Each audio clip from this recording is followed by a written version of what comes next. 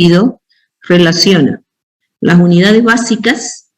¿Quiénes me dicen cuáles son las unidades básicas de los lípidos? Los ácidos grasos. Sí, ¿y quién más? Y el alcohol, el glicerol. Muy bien, el alcohol, que en el caso de los lípidos simples va a ser el glicerol. Entonces, cuando hacemos referencia a esas unidades básicas, así como muy bien lo están mencionando ustedes, vienen a ser los ácidos grasos. Estos ácidos grasos se pueden formar en nuestro organismo para constituir los triacilgliceroles de depósito que vienen a ser. Recuerden que dentro de los diferentes tipos de lípidos que tenemos en el organismo, estos vienen a constituir parte de las estructuras de los diferentes tipos de lípidos. Uno que hemos visto que vienen a ser abundantes en nuestro organismo, vienen a ser parte de lo que hemos denominado lípidos complejos, que son los fosfolípidos, puesto que estos vienen a formar parte de las membranas de nuestras células. Entonces, otro de los procesos que nos permite relacionar a los lípidos en aquellas vías metabólicas que conocemos y que hemos descrito hasta ahora, en las anteriores clases habíamos descrito cómo así es que se pueden formar y degradar estas unidades básicas que forman parte de los lípidos, que vienen a ser los ácidos grasos. Uno de los principales proveedores de ácidos grasos para nuestro organismo y que estos puedan ser utilizados en la síntesis de otras moléculas, que es lo que vamos a ver ahora, vienen a ser los denominados eicosanoides, que forman parte o van a sintetizarse a partir de los ácidos grasos que liberen los fosfolípidos. Entonces, cuando estamos haciendo referencia a el metabolismo que involucra a los ácidos grasos que forman parte de los fosfolípidos, que se constituyen uno de los lípidos más abundantes en el organismo, vienen a ser los denominados eicosanoides. Entonces, hoy, además, vamos a describir el metabolismo de los eicosanoides.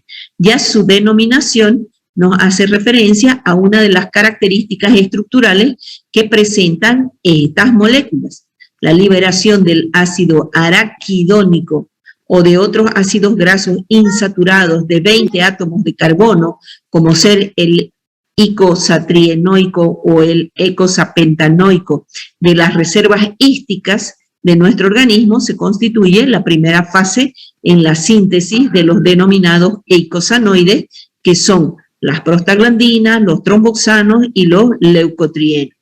Una vez que ha sido liberado este ácido araquidónico que se constituye la base de la estructura de estos compuestos, se inicia su transformación en los diferentes tipos de prostaglandinas y tromboxanos, catalizados por el proceso o la vía metabólica denominada ciclooxigenasa. Las lipooxigenasas también van a ser capaces de metabolizar a el ácido araquidónico presente para dar con la síntesis de otro tipo de eicosanoides que se denominan leucotrienos. Estas estructuras entonces se caracterizan por presentar en su molécula aspectos similares a los que conocemos de los ácidos grasos. Si estamos viendo de que estos parten del ácido de 20 átomos de carbono, es decir, del ácido araquidónico presente en los fosfolípidos de las membranas celulares, estas, por acción de la fosfolipasa, son liberados el esqueleto carbonado de 20 átomos de carbono, que nos va a servir como base estructural para la síntesis de las prostaglandinas, de los tromboxanos y de los leucotrienos. El ácido araquidónico esterificado que está presente en la doble capa lipídica de las membranas de la célula van a ser liberados siempre y cuando existan estímulos que se van a constituir los que favorezcan a la liberación de este ácido graso de 20 átomos de carbono y que puede tener un origen químico, físico, de tipo inflamatorio, o algunos mitógenos también pueden activar la acción de las enzimas fosfolipasa, en este caso del tipo A2, que permiten la liberación del ácido graso de 20 átomos de carbono de tipo insaturado, que se constituye la base para que a través de la vía de la lipooxigenasa pueda generar los leucotrienos. Si es la ciclooxigenasa, entonces se generan las prostaglandinas y los tromboxanos. Aquí un componente importante que recibe o que forma parte también del grupo de los prostaglandinoides viene a ser la prostaciclina. Entonces, cuando estamos haciendo alusión a la síntesis de los eicosanoides, tenemos que partir de la liberación del ácido araquidónico presente en las membranas de las células y que son liberados a partir de diferentes estímulos que pueden actuar a ese nivel. Es decir, hablamos de hormonas, de componentes bioquímicos, de acciones de tipo mecánica o de respuesta inmunológica que van a permitir que los receptores de las membranas unidos a las proteínas G reguladoras puedan activar a la fosfolipasa, elevando la cantidad del calcio citosólico para que se libere el ácido araquidónico. Este va a sufrir oxigenación a través de las vías de la ciclooxigenasa y lipooxigenasa para generar los denominados eicosanoides. La ciclooxigenasa viene a ser la que genere la síntesis de las prostaglandinas, que va a ir ocurriendo en forma gradual por un complejo de enzimas microsómicas que tiene una amplia distribución en nuestro organismo. Esta vía de síntesis, es decir, la primera enzima, viene a ser la ciclooxigenasa, que posee dos isoformas. La ciclooxigenasa de tipo 1, que se expresa en forma constitutiva prácticamente en todas las células y presentan una gran ubicuidad, es decir, podemos encontrarla a nivel de diferentes tipos de tejidos en el organismo. En cambio, la ciclooxigenasa 2 no aparece de forma constitutiva a nivel de las células. Se requiere que sean inducidas tanto por citocina o factores de crecimiento o la presencia de endotoxinas van a ser las que estimulen esta vía de formación de los eicosanoides. Estas dos ciclooxigenasas pueden actuar sobre el ácido araquidónico provocando dos acciones diferentes. Una que viene a ser que produce la oxigenación y la estructura en anillo que forma el endoperóxido cíclico denominado prostaglandina de tipo G2. La otra posee una actividad de peroxidasa, donde transforma la prostaglandina G2 en prostaglandina H2. Los endoperóxidos G y H son químicamente inestables, pero por acciones de diferentes enzimas se van a transformar en productos distintos que incluyen las prostaglandinas de tipo E, D, F o hasta la prostaciclina. Y además pueden generar también los denominados tromboxanos, el de tipo 2, el de tipo 4 y el de tipo 5. Esta síntesis de las prostaglandinas y de los tromboxanos va a partir de que a nivel de la membrana plasmática los ácidos grasos que se están constituyendo parte de la misma puedan, a través de estímulos que ya hemos visto, de tipo bioquímico, de tipo mecánico, de tipo hormonal, van a activar a las fosfolipasas activas de tipo A o de tipo C, que va a permitir la liberación del ácido araquidónico, el cual, por acción de las prostaglandinas de tipos de sintasas, van a incorporar oxígeno para que se generen las prostaglandinas de tipo H2 y esta, a su vez, por acción de una reducción, pueda generar la de tipo F, si es de isomerización, la de tipo D, si es de tipo sintético, se forma la de tipo I, o si es una isomerasa, se puede formar también la de tipo E. A partir de esta prostaglandina también, por acción de la tromboxano sintasa, se pueden generar las estructuras denominadas tromboxano. La diferencia entre ellos viene a ser la secuencia y la característica estructural que presentan para diferenciarse cada uno de estos componentes. Ambos, similarmente, provienen del ácido araquidónico. habíamos visto de que es un ácido graso de 20 átomos de carbono con varias insaturaciones en su estructura. Si la vía que se activa es la ciclooxigenasa, va a incorporarse oxígeno y va a permitir que la estructura lineal forme un ciclo de 5 vértices y a su vez interaccione con el oxígeno para formar diferentes tipos de derivados a nivel estructural.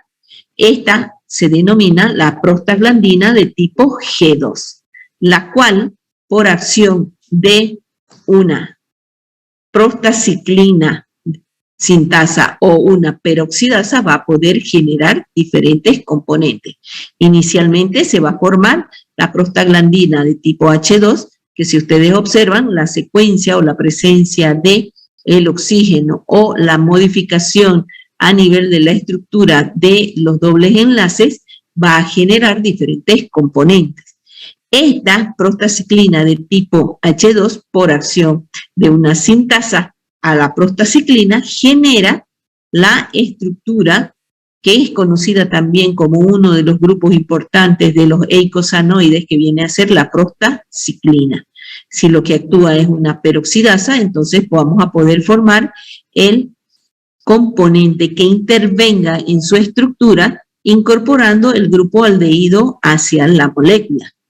Esta misma se constituye dependiendo de cuáles sean las enzimas que se activan, generen los diferentes tipos de prostaglandina. Es decir, si hablamos de isomerización, tenemos la de tipo E, la cual puede reducirse para formar la de tipo F. Si hay otro tipo de isomerización, en este caso en el cambio de posición de los componentes unidos al anillo relacionados con el oxígeno, se puede generar la de tipo D2 o a su vez por acción de la tromboxano sintasa, puede generar el otro grupo de eicosanoides que vienen a ser los tromboxanos, los cuales se caracterizan por presentar en su estructura un anillo cíclico, pero de 6 vértices. Entonces, esa vendría a ser la diferencia entre el proceso sintético de estos dos tipos de eicosanoides, las prostaglandinas y los tromboxanos. Si hablamos de que la activación sea de la lipooxigenasa, estas van a catalizar la oxigenación de los ácidos poliédricos hasta originar hidroxiperóxido de naturaleza lipídica. El ácido araquidónico, que contiene varios dobles enlaces en su estructura, es el sustrato en el cual va a modificar generando diversos productos con el grupo hidroxiperóxido en distintas posiciones. Dependiendo de ellos, los metabolitos provenientes del ácido araquidónico reciben el nombre de hidroxiperóxido-tetraenoico, haciendo lugar a alusión sobre el grupo oxidrilo, el grupo peróxido, la estructura de 20 átomos de carbono y los dobles enlaces que pueden estar en número de 4 o conociéndose como ácido HPT. Estos componentes entonces se van a formar en la medida en que las lipoxigenasas puedan ser distintas en lo que a especificidad se refiere. Si hablamos de que las plaquetas cuentan con solo 12 lipooxigenasas y van a sintetizar también 12 ácidos de este tipo que hemos denominado HPT. Estos componentes entonces van a ser generados a nivel de las plaquetas. Si hablamos de los leucocitos, estos tienen 5 lipoxigenasas y además 12 lipoxigenasas que producen tanto ácidos HPT como los derivados que tienen a nivel de su estructura, a nivel del carbono 5, a nivel del carbono 12. La 5-lipoxigenasa constituye una de las enzimas más importantes en este grupo, puesto que ellas son las responsables del proceso de formación de los denominados leucotrienos. Cuando hay un aumento de calcio activo a nivel intracelular, la 5-lipoxigenasa se une con una proteína, la activa a la misma y esta unión permite que se active la enzima que aumenta la síntesis de los ácidos HPT de tipo 5 y además de los leucotrienos. Si observamos entonces las características estructurales, aquí el ácido araquidónico, por acción de la 5-lipoxigenasa, entonces va a permitir incorporar el oxígeno para formar los diferentes caracteres estructurales que diferencian a los leucotrienos. Entonces, aquí tenemos la síntesis del primer leucotrieno de tipo A4, el cual por acción de una sintasa puede transformarse en el de tipo C, este en el de tipo D y a su vez el mismo en el de tipo E, dependiendo de la posición o del esqueleto carbonado que pueda unirse a la estructura que hemos denominado base. Este también puede originar por acción de una hidroxilasa la presencia de los grupos oxidrilo en diferentes niveles del esqueleto carbonado para originar el leucotrieno de tipo B4. Estas vienen a ser de los eicosanoides las únicas estructuras que no presentan ciclo, es decir, la cadena carbonada de los 20 átomos de carbono no genera una estructura cíclica como habíamos visto en lo anterior. La regulación de este proceso de formación de los denominados eicosanoides los constituyen diferentes componentes. Estos eicosanoides son generados por diferentes estímulos, habíamos dicho. Uno de ellos vienen a ser, por ejemplo, los de tipo físico, donde activan la sensibilidad del organismo para generar estos como respuesta a la presencia de compuestos extraños en el organismo. Estos en general están asociados con los procesos inflamatorios. Entonces, para inhibir la síntesis de estos componentes pueden, por ejemplo, utilizarse los corticoides. Estos corticoides van a actuar a nivel de la fosfolipasa, que es la que permite liberar el ácido araquidónico de los fosfolípidos de membrana. Si no hay esta activación, entonces no se libera el esqueleto carbonado, que es base para la síntesis de los eicosanoides.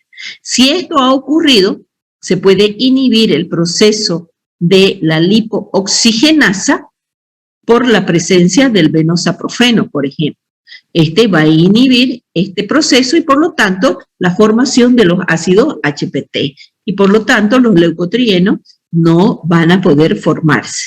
Si el que se ha activado viene a ser el proceso de la ciclooxigenasa, esta puede ser regulada o controlada por los AINES. Estos actúan inhibiendo el proceso o la activación de la ciclooxigenasa y por lo tanto inhibe la formación de los endoperóxidos cíclicos conocidos como las prostaglandinas.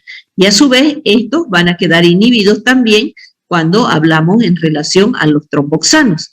Entonces el mecanismo de regulación puede tener diferentes tipos de orígenes en los cuales estos eicosanoides que están asociados con respuestas de procesos inflamatorios de nuestro organismo frente a agentes extraños o a estímulos, por ejemplo, de tipo mecánico, como los golpes, y como respuesta a ese golpe nosotros tenemos la extravasación de líquido y por lo tanto la activación de un proceso inflamatorio, está dado por estos componentes. Si hablamos de la acción que tienen, por ejemplo, en la contracción de la musculatura lisa, que responde a estímulos de alergenos que pueden estar presentes en el organismo, donde promuevan la contracción de los bronquios, por ejemplo, que impidan el proceso de respiración general, que conocemos como una respuesta alérgica a determinados componentes.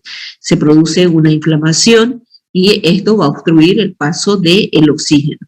Si hablamos de acciones favorecedoras por la presencia de estos componentes, entonces podemos mencionar la contracción de la musculatura lisa del útero, que favorece al proceso del alumbramiento o del parto. Entonces, estos eicosanoides tienen actividades contrarias, o si quieren ustedes, antagónicas, en las cuales uno favorece el proceso de funcionamiento del organismo y en otros casos vienen a ser formados como respuesta a estímulos de diferente tipo que pueden estar comprometiendo el funcionamiento de nuestro organismo. Pero la estructura base a partir de la cual se forma viene a ser el ácido araquidónico, que es liberado de los fosfolípidos presentes en las membranas, que se liberan siempre y cuando se activen las fosfolipasas. Este vendría a ser entonces el proceso metabólico de los denominados eicosanoides, ¿sí? Entonces, del proceso de avance vamos a quedar aquí hoy. No sé si tienen, ya estamos con el término de nuestra hora fijada para el día de hoy. Entonces podemos quedar aquí. Yo quería corregir el examen ahora, pero como estamos en hora...